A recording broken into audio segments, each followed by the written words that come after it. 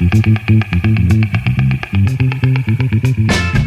is Think Out Loud on OPB. I'm Dave Miller, coming to you in front of a student audience at Lincoln High School in Northwest Portland. We are spending the hour today with the best-selling writer Patrick Radden Keefe.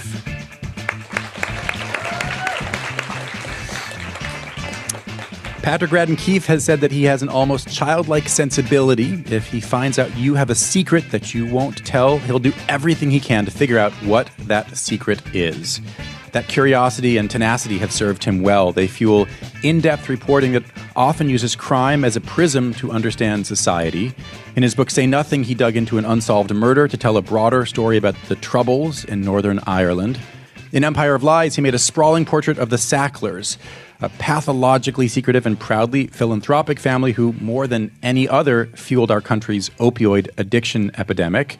His latest book is called London Falling. It is, at first blush, a more narrowly focused book. It's about a London family's search for answers after the mysterious death of their 19-year-old son. But in Radden Keefe's telling, it unfurls propulsively into a broader story, one about lies and secrecy and the ways that unimaginable wealth deforms people and places. Patrick Radden Keefe, it's a pleasure to have you back on Think Out Loud. It's great to be with you. You first heard about the story that turned into a magazine article and then this book from a friend of a friend when you were working in London about 3 years ago or so. Mm-hmm. What did he tell you? What was the elevator pitch that you first heard?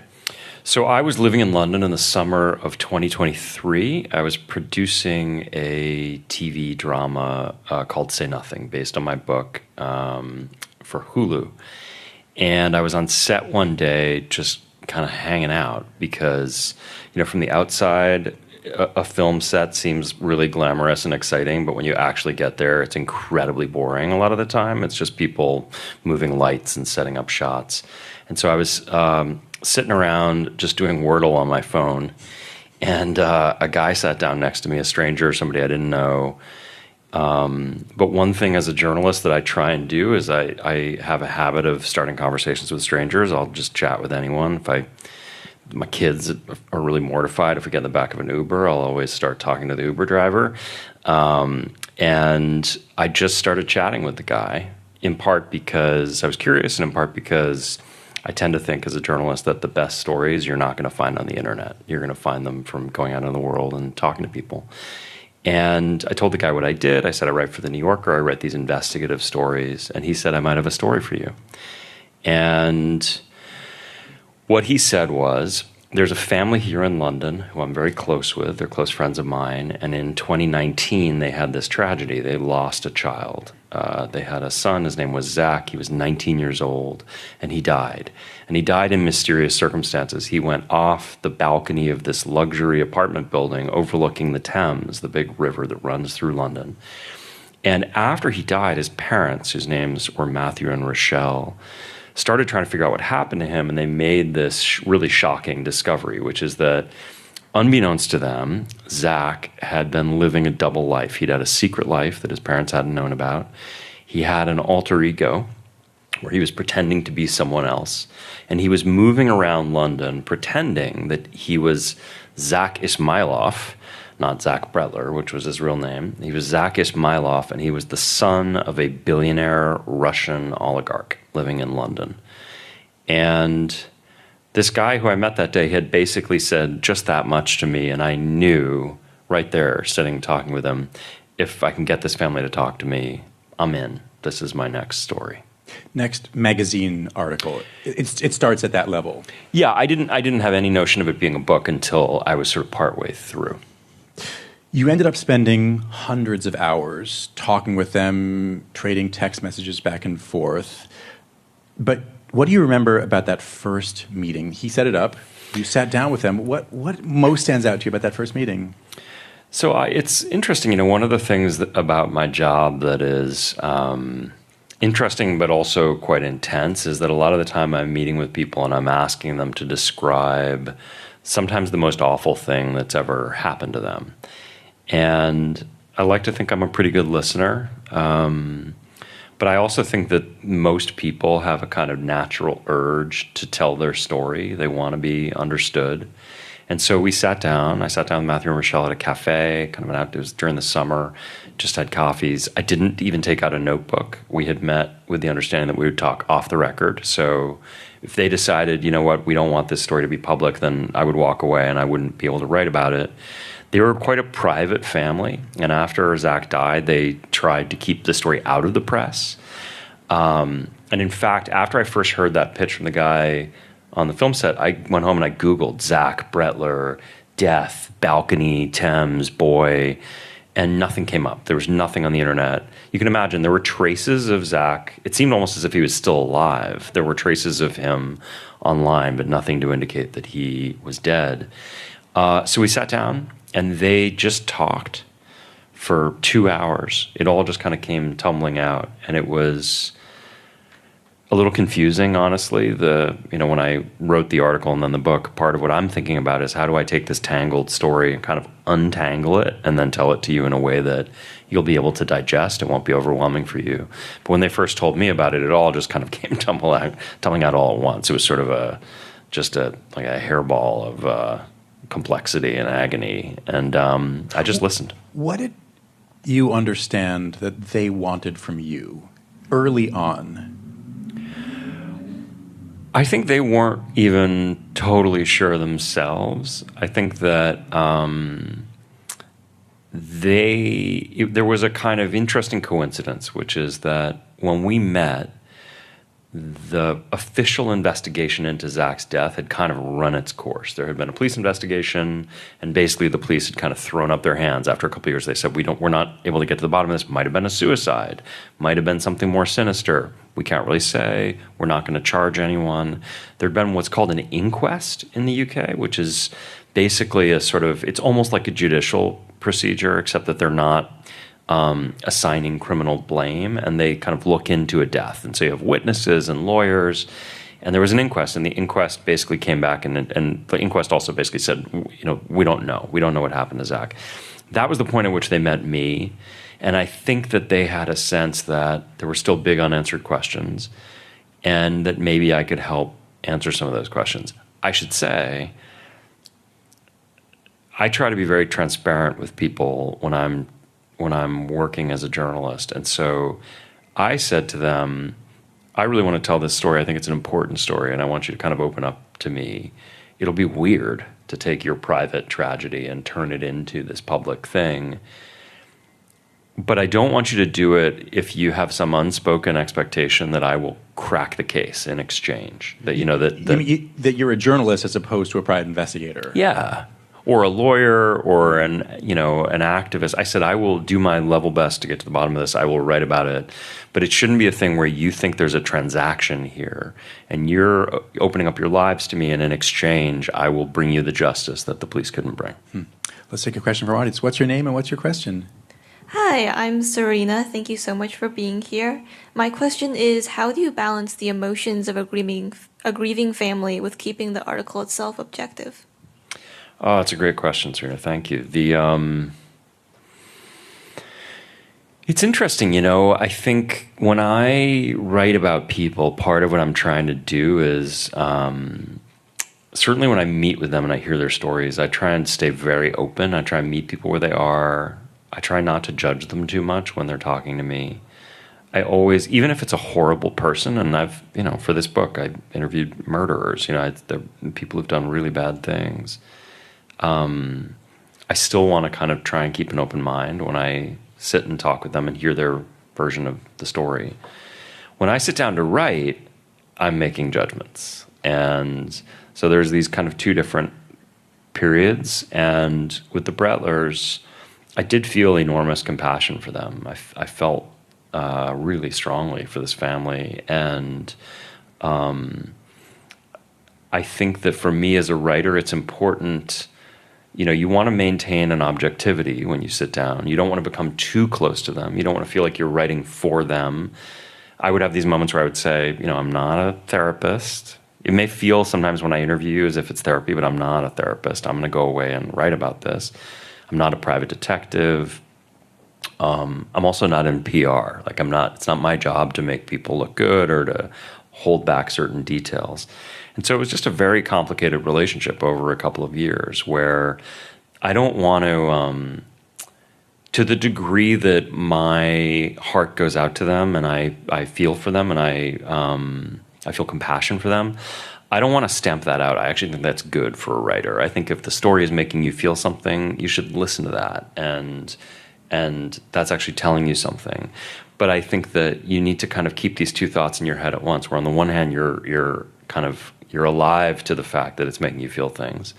On the other hand, you need to resist the urge to only think about the feelings of the people you're writing about. And so in the book, there are a bunch of things that I think make the family really uncomfortable. There are things that if they had editorial control, like if I had given them the book to edit, there's a bunch of stuff they would have pulled out of the book that they didn't want in there. Do you know that because they told you, or you just know them well enough? I know them well enough, but also we talked about stuff. I mean, because I am who I am, if you invite me into your house and let me kind of, let me in, I'm going to root around and I'm going to find stuff. And in this case, there were family secrets that I think when they started talking to me, they never thought that there were certain things I found out about. And there were just really awkward moments involving Zac and their family. To their great credit, the case that I made to them was, this is a story about lies. It's about a boy who was lying about who he is. And so if we're going to do this, if I'm going to write the book, it has to be kind of bracingly, painfully truthful, and all of that stuff has to go in. And so I think they end up in an interesting place where there are aspects of the book that are uncomfortable for them, but also they're very supportive of the book. We launched the book in New York 3 weeks ago, and they came to New York for the launch to be there, as did Joe, Zac's big brother. Well, you mentioned the lies. Let's turn to that. What was Zac Brettler like as a young kid? And then when did he start changing? So Zac, from a really early age, was a kind of, some of you might recognize his personality type. He was a really fun kid. He was really chatty. He was uninhibited. He had a kind of zingy, funny personality, a little bit the life of the party. He liked to tell stories. Sometimes he liked to tell lies. But it was all pretty harmless. I think of him when he was young as a little bit like a stand-up comedian. So a stand-up comedian kind of moves through life. They're having these life experiences, but then they're always converting their own life experience into a story, and maybe a funny story, and they're trying the story out, and maybe they put a little spin on the ball, or they change a few details, and very high emotional intelligence. They're like looking at your face. They're seeing what you react to. They're seeing what makes you laugh and what makes you not laugh, and then they tweak the story, right? Zac was like that. So there's a story I tell in the book about when Zac was about 5. He's at some family party, and an older girl, a cousin or something, gave him a piece of written material, and she said, "Zac, can you read this?" And without skipping a beat, Zac, age 5, says, "No, I don't have my glasses."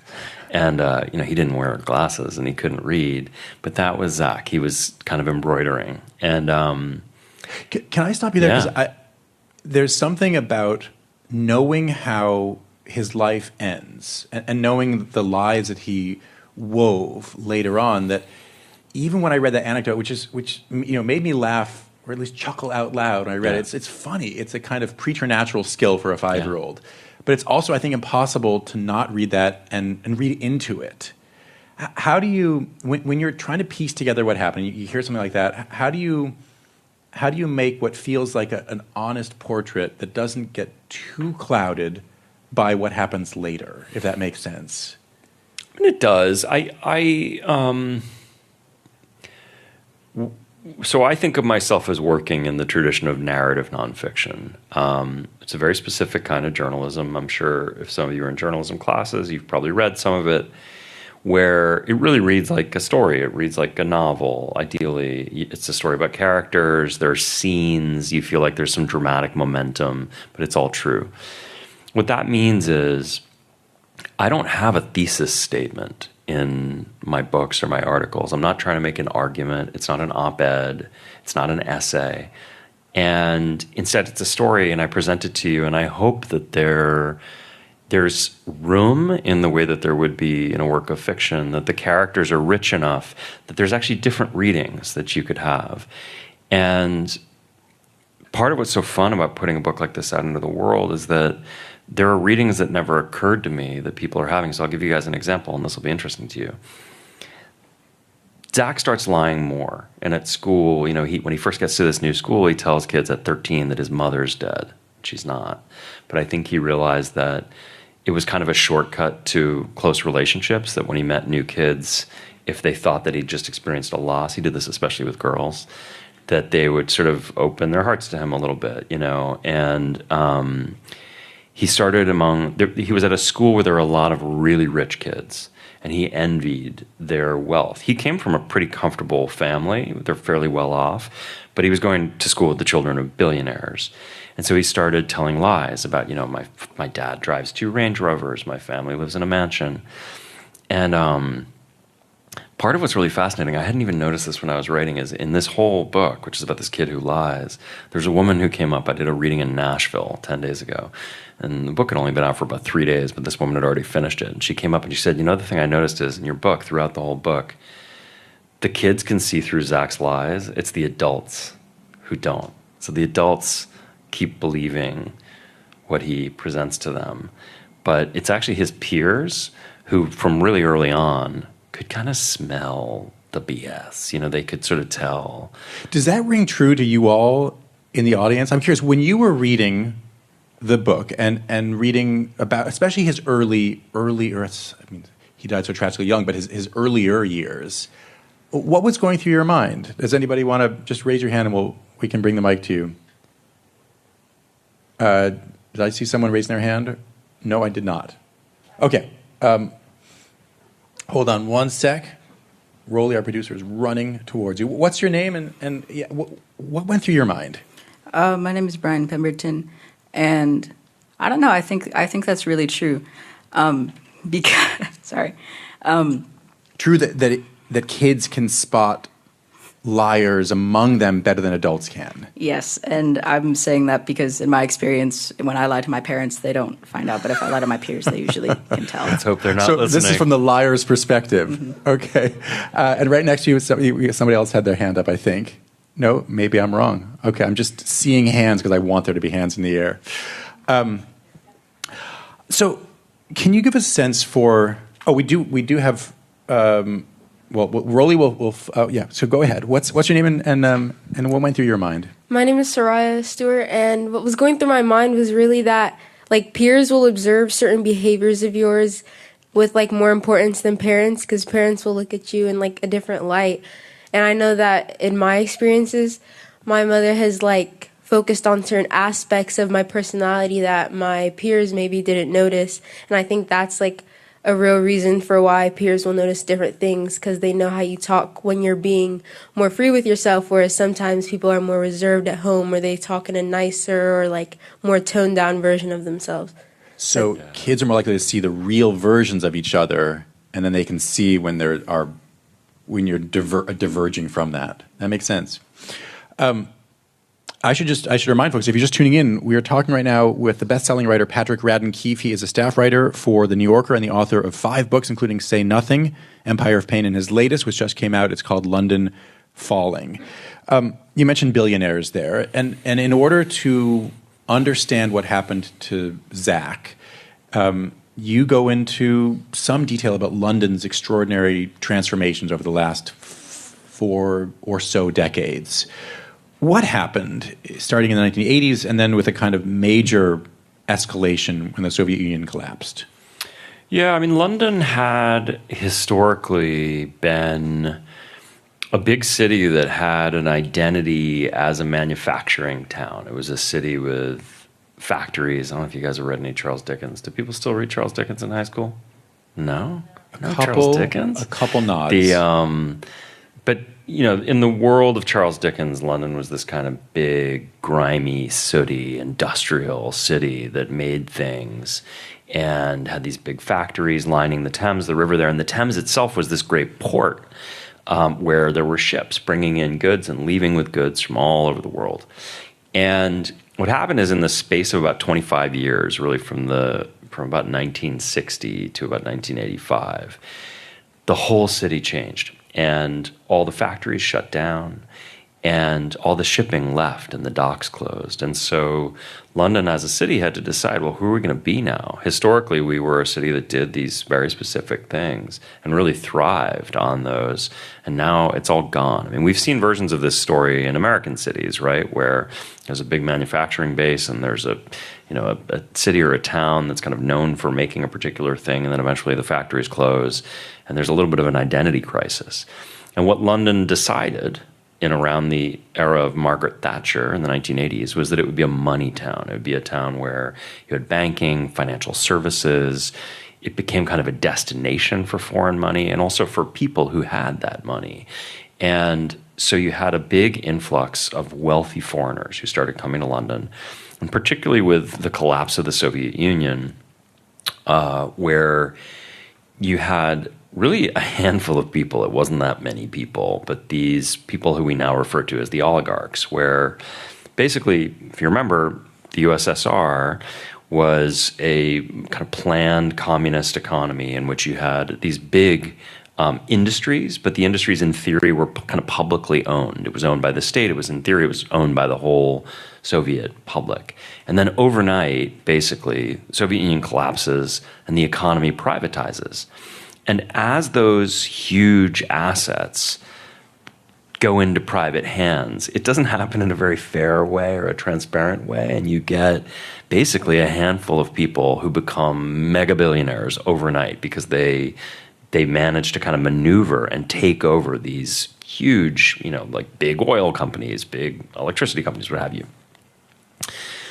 So those people accumulate these big fortunes. They're known as the oligarchs, and the oligarchs, once they have these fortunes, start looking for a nicer place to live. And a lot of them end up in London. And London, which is looking for a new role for itself, essentially says, come on in. They roll out the red carpet. They have what's called a golden visa program, which basically says, if you invest enough money in our economy, then we'll let you come in and be a permanent resident. And these people drive up the real estate prices. They buy these big apartments and mansions. They come in with fancy cars, and they send their kids to fancy schools, which is how Zac Brettler, as a teenager, gets exposed to all these kids. Let's take another question from our audience. What's your name and what's your question? Oh, my name is Gael, and my question was, are you ever scared of the people you write about? Yes and no. I mean, I write about some scary folks, and it's important for me to try and talk to those people and get to know them. There's a guy who's a minor character in the book named Andy Baker. So there's a gangster who's one of the big characters in this book, who Zac got to know. Zac was an interesting kid. He was a little drawn to the dark side. His favorite movie was The Wolf of Wall Street. And he really watched The Wolf of Wall Street almost like an instruction manual for how you should live your life. And he ended up becoming friends with this gangster whose name was Verinder Sharma. But he was better known by his nickname in the underworld, which was Indian Dave. And I wasn't able to talk to Indian Dave for the book, but I wanted to talk to people who knew him. And so there was another gangster named Andy Baker. And Andy Baker got out of prison, and I got in touch with him. And, was I scared? I was scared enough that when I went to see him, I had a friend who had a pin on my phone. I had two other friends who knew that if I didn't get in touch with them by a certain time that day, there were a series of people they should call. You have to be careful with these people. And when I met Andy the first time, he did this slightly creepy thing, which is we met in a coffee shop. He's like a big guy with these watery blue eyes and an ankle monitor. And we met in the back of this coffee shop, and he shook my hand, and he looked me in the eyes, and he smiled, and he asked if he could get me a coffee. And then he asked after my wife and children, and he asked after them by name. And I hadn't told him their names. And that's kind of the way these guys roll. He wasn't really threatening me, but he was just letting me know. He knows who they are. But the weirdness of it is I got to know him pretty well. I went and spent some more time with him, and he became a big source. I write about him in the book. He ended up going back to prison. And when the book came out 2 weeks ago, he called me on publication day from prison to congratulate me. So Andy and I are still in touch. Let's take another question. What's your name and what's your question? Hi, my name is Ryder Larson. Thank you so much for being here today. My question is, what are the specific issues or difficulties of writing about someone who has died? Oh, what a good question. I'm often writing about people who've died. You know, I mean, one of the big characters in my book, Empire of Pain, was Arthur Sackler, and he was dead before I started writing. 3 of the big characters in my book, Say Nothing, were dead before I came along. I think that what a lot of journalists will tell you is it's great to write about people who are dead because the dead can't sue. Their estates can. There's not for defamation. Oh, okay. No. You can't defame the dead. Yeah. Okay. So that makes you, it makes you feel like you're on slightly more solid ground. But I think the challenge for me is, whether it's somebody who's dead or somebody who's alive but won't talk to me, I want you, when you're reading my books or my articles, not to feel like you're looking at that person through a telescope. I don't want you to feel like you're seeing them from 100 miles away and it's kind of hard to make out their facial features or get a sense of how they move through the world. I want you to feel like you're in the room with them. And what that means is just more reporting. You have to kind of dig and dig and dig. And so in Zac's case, he was dead before I started writing about him. But I could talk to his parents, I could talk to his brother, I could talk to his cousins, I could talk to his aunts and uncles, I could talk to his school friends, I could talk to various people that he met when he was pretending to be the son of an oligarch. I got his text messages, I got his Google searches, I got videos of him. And slowly you're able to kind of put together a picture. Let's take one more question. What's your name and what's your question? My name is Bonu, and you're reading this. There's a lot of sensitive subjects, so my question was if you left any details out due to ethics. Well, there is I know some of you are student journalists, and so you'll know when I interview somebody and they say to me, can we go off the record? Ethically, I have to respect that. And so there were definitely things that I was told, not just by the Brettlers, but by other people who said, I'm going to tell you something off the record, and then unless I can persuade them to put it on the record, it stays off the record. There were some tricky things. I mean, there's one thing, I don't want to get into what it is, but there's a big surprise about a kind of a family secret of the Brettlers that comes in at the end of the book. And what happened there was Rochelle, this is Zac's mother, who has worked as a freelance journalist, so she sort of knows the rules of journalism. She did a kind of tricky thing. She called me one day and she said, I want to tell you something, but I'm only going to tell you if you agree that you will never write about it. So what do you do if you're me? What do you say when she says this? I didn't have any choice. I said, Rochelle, I don't like this, but I guess I'll agree, not knowing, what's behind door number 1.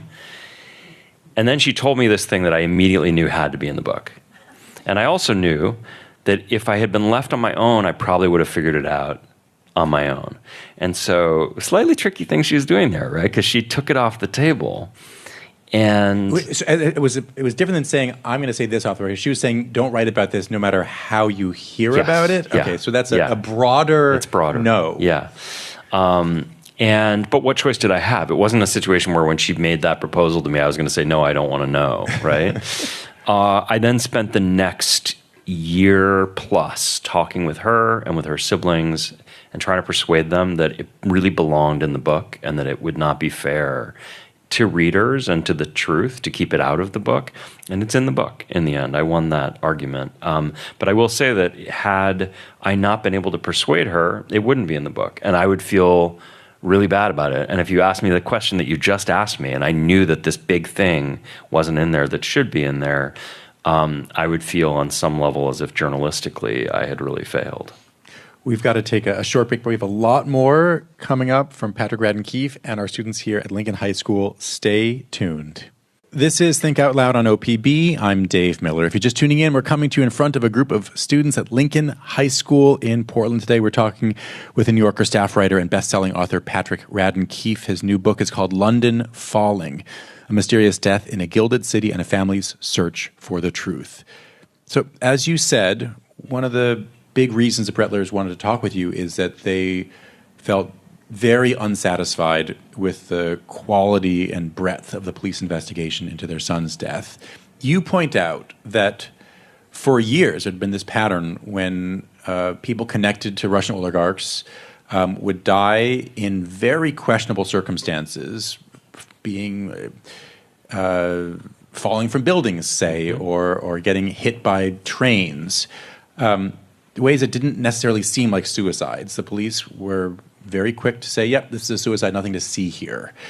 And the theory by many people is that the powers that be didn't want to get in the way of a lucrative situation for the UK. Do you think that played out in the investigation into Zac Brettler's death?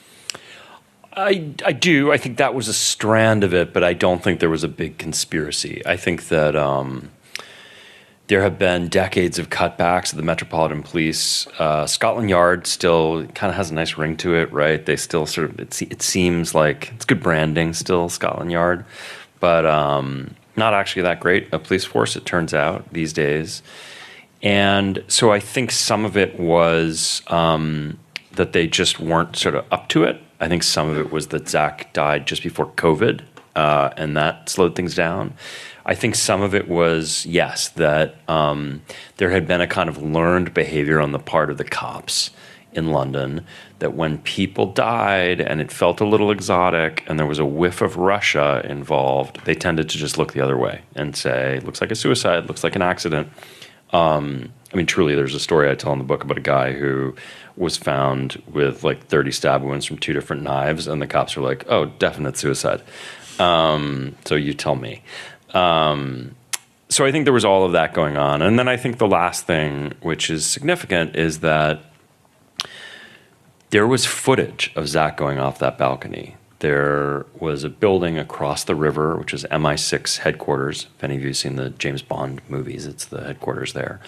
And there was a CCTV camera that showed Zac alone on the balcony. So he wasn't pushed off the balcony. And for the cops, that becomes really significant because they say, well, if we don't have footage of somebody pushing him, if he's jumping off, it looks like voluntarily, then we're not going to be able to bring a murder case.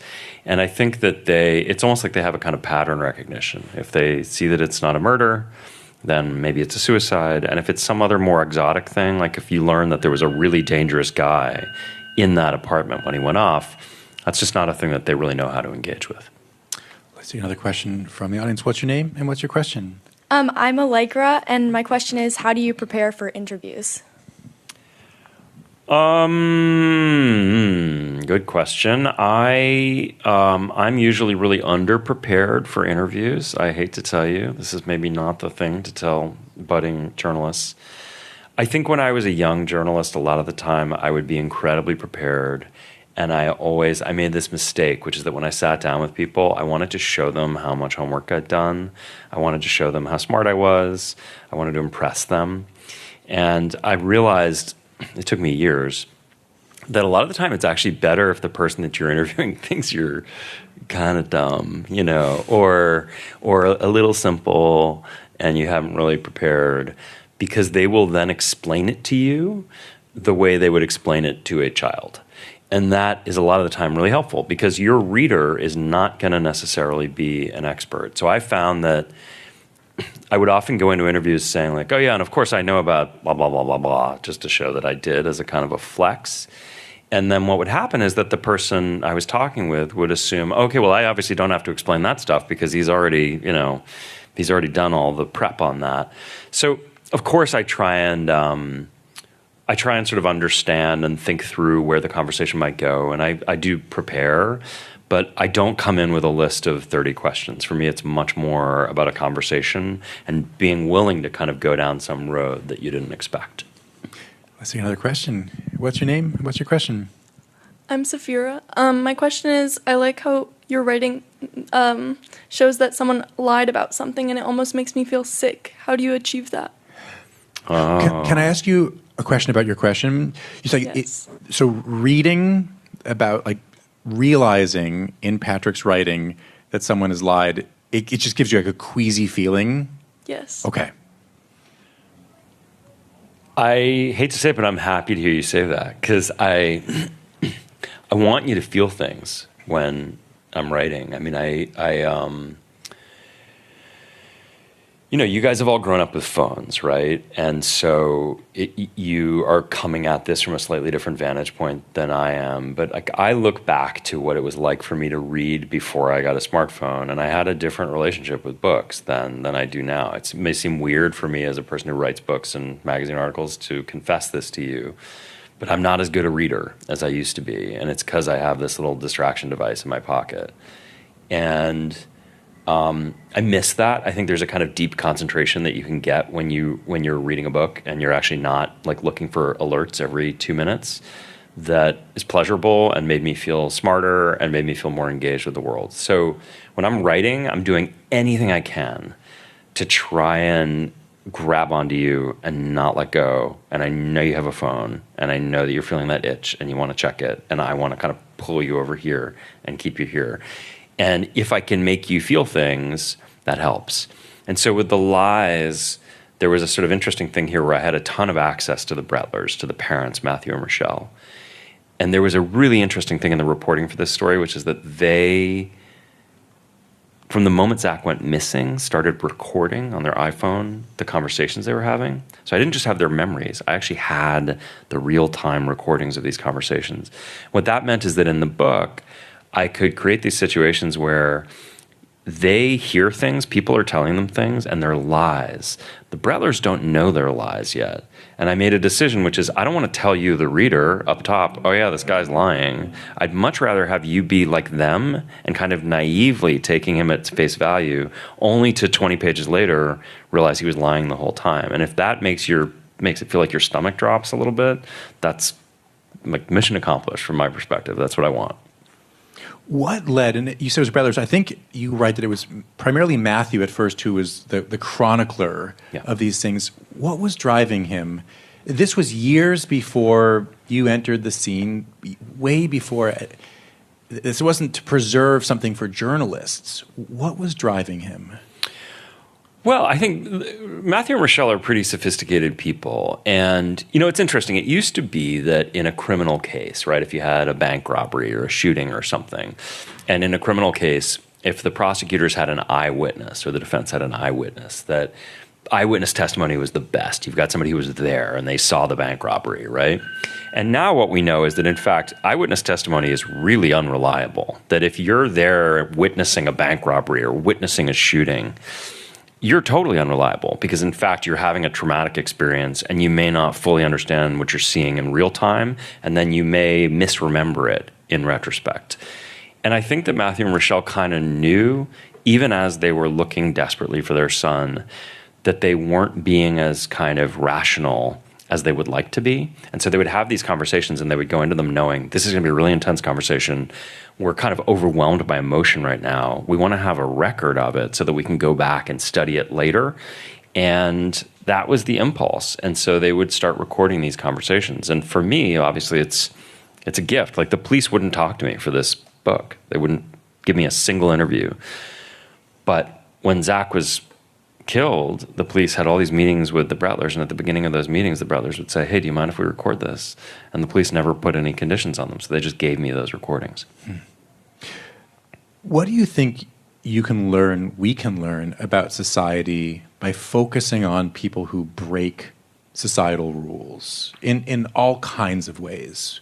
White-collar crimes, violent crimes, or breaking the norms of just interpersonal life, of saying you're somebody who you're not. There are different versions of breaking societal rules that you focus on in your articles and your books, but there is a thread of people who are going against what they're supposed to do. What can we learn about society by focusing on that? Yeah, I like the way you put it. I mean, people sometimes refer to my work as true crime, and I always get a little uncomfortable because I feel like there's a sort of true crime industrial complex now, and you've all seen a million kind of schlocky Netflix documentaries and listened to bad true crime podcasts. And I don't really think of that as where I'm working. I am interested in transgression. I am interested in what brings people to do awful things. And I've always thought, whether I'm writing about a white-collar criminal or the Sackler family or Chapo Guzman, the head of the Sinaloa drug cartel, that some readers will say, oh, well, I would never be like that person. I'm not an evil person. Like all us good people, we all live over here on this side of the line. And then there's those other people on the other side, and I have nothing in common with them. And I think that's nonsense. I think it's a kind of comforting story that people tell themselves. And so for me, the interesting question is, how do people get to the place where how do you become the Sackler family? How do you become Chapo Guzman? It doesn't happen overnight. I don't believe these people are inherently evil. I don't believe they were born evil. I think that they do really terrible things, evil things in some cases, but they're getting there by degrees.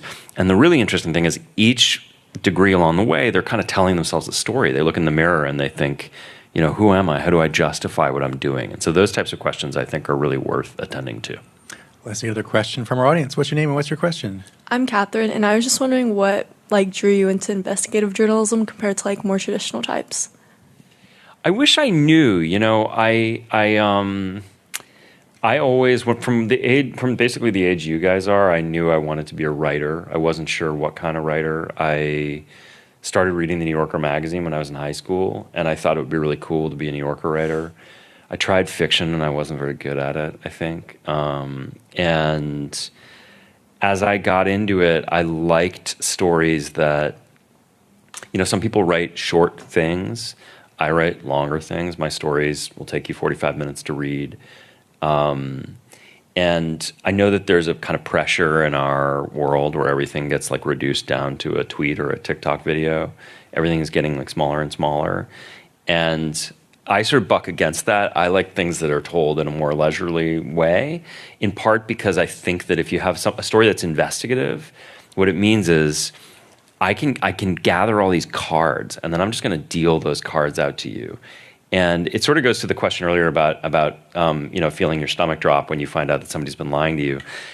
That feeling that you have, that only works if you're telling a story over a longer period of time, if you're sort of absorbed in the story and I can kind of take you down one path and then switch you down another. And so I think investigative work just naturally lends itself to that, where I'm constantly surprised in my own experience as a reporter.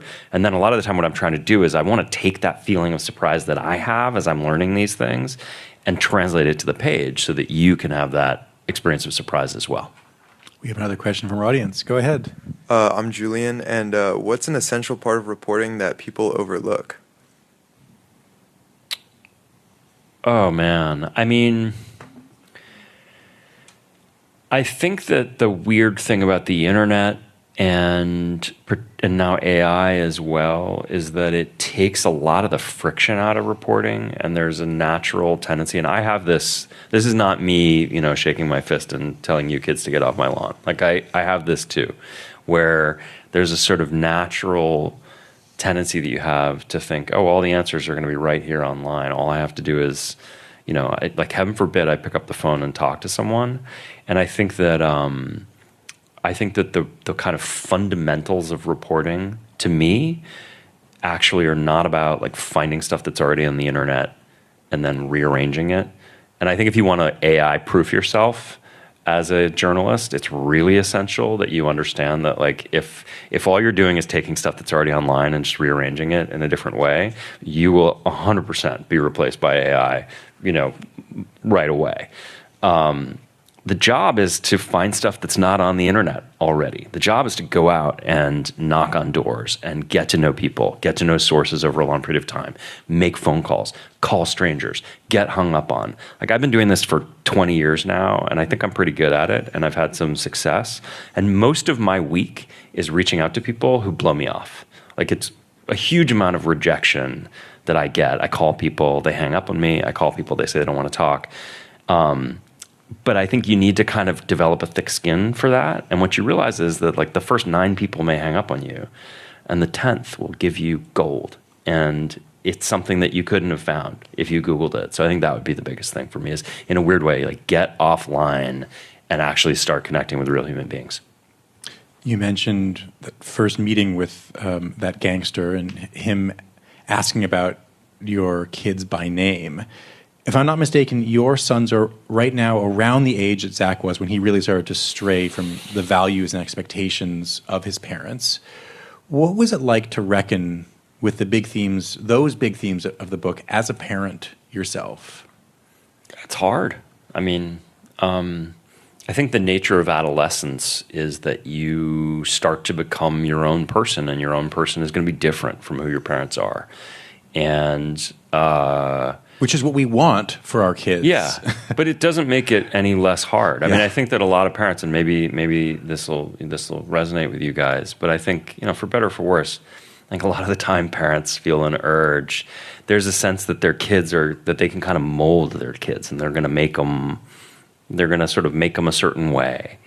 And particularly in adolescence, kids, for good reason, start to, there's other inputs coming in. The kids might decide, I like this about my parents, I like this aspect, but this other aspect, I kind of want to be different. And then there's this other thing altogether. And I think that's hard emotionally for any parents. And in the case of Zac's parents, they felt like their son was becoming a stranger, and they didn't really know how to handle it. And they worried about his safety. And they were really torn between, like, how much do we try and kind of just wrap him up and not let him go anywhere, and how much freedom do we give him? And I think for me as a parent, it gave me some humility. Like, I try and talk to my kids about this stuff. And to this day, I don't know if this is the right approach or not, but what I tell them is parenting is hard, and it's not a science.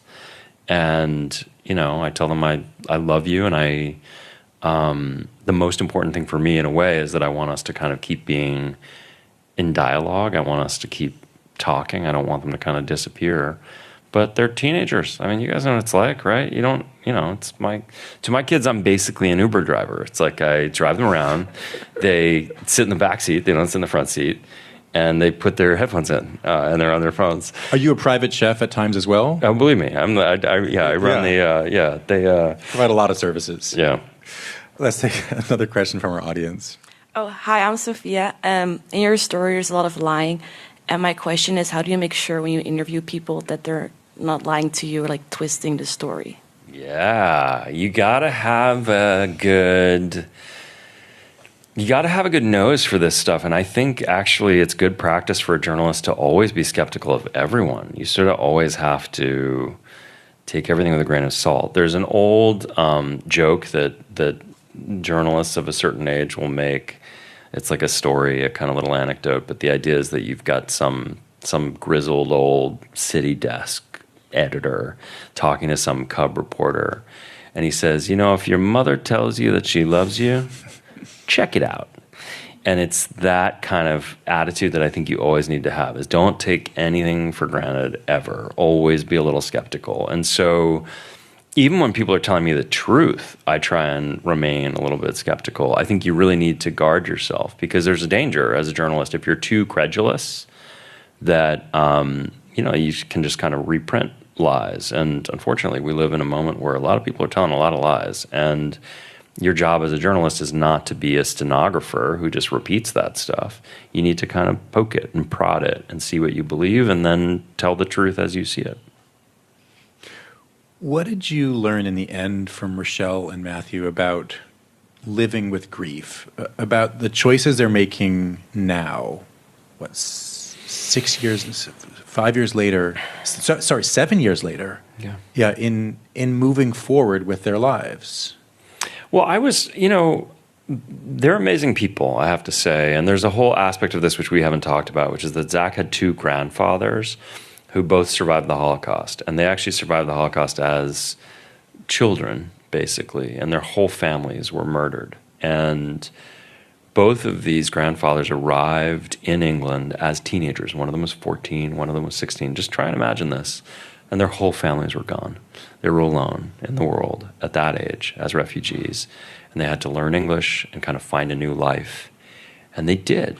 I mean, it's kind of miraculous to think about. But both of these guys, as teenagers, just kind of created a whole new life. They learned English. They found a trade. They got married. They had kids. They had grandkids. And part of what's extraordinary about Matthew and Rochelle is that they grieve Zac. They think about him every day, but they haven't kind of given up on life, and they're still great parents to Joe, his brother, and they still, they go to parties, they go to concerts, they're engaged with their friends. And I have to say, for me, it was quite humbling, because I looked at them and I saw, I sort of thought, God, if I ever, heaven forbid, experienced a loss like this, I wish I could deal with it the way you are. And the really interesting thing is, when I asked them about this, they both said it was because of their fathers, because their fathers had kind of given them this example, right, of how do you move forward in the face of just catastrophic loss, and how do you not let that be the end of your story? Patrick Radden Keefe, thanks very much. Thank you. Patrick Radden Keefe is the author of the new book, London Falling. Thanks as well to Lori Lieberman and Mary Reckner here at Lincoln High School, Olivia Jones Hall from Literary Arts, and most of all, a big thanks to our great student audience. Our production staff includes Malia Fast, Rolly Hernandez, Gemma DiCarlo, senior producer Allison Frost, and managing producer Shiraz Sadiq. Nalene Silva and Layla Isbell engineer the show from the Gert Boyle studio. Our technical director is Stephen Cray, and our executive producer is Sage Van Wing. If you don't want to miss any of our shows, you can listen wherever you get your podcasts. There's also our nightly radio rebroadcast at 8 p.m. Thanks so much for tuning in to Think Out Loud on OPB and KLCC. I'm Dave Miller. We'll join you tomorrow. Think Out Loud is supported by Steve and Jan Oliva, the Rose E. Tucker Charitable Trust, Ray and Marilyn Johnson, the Susan Hammer Fund of Oregon Community Foundation, and the Lang Svengard Family Fund.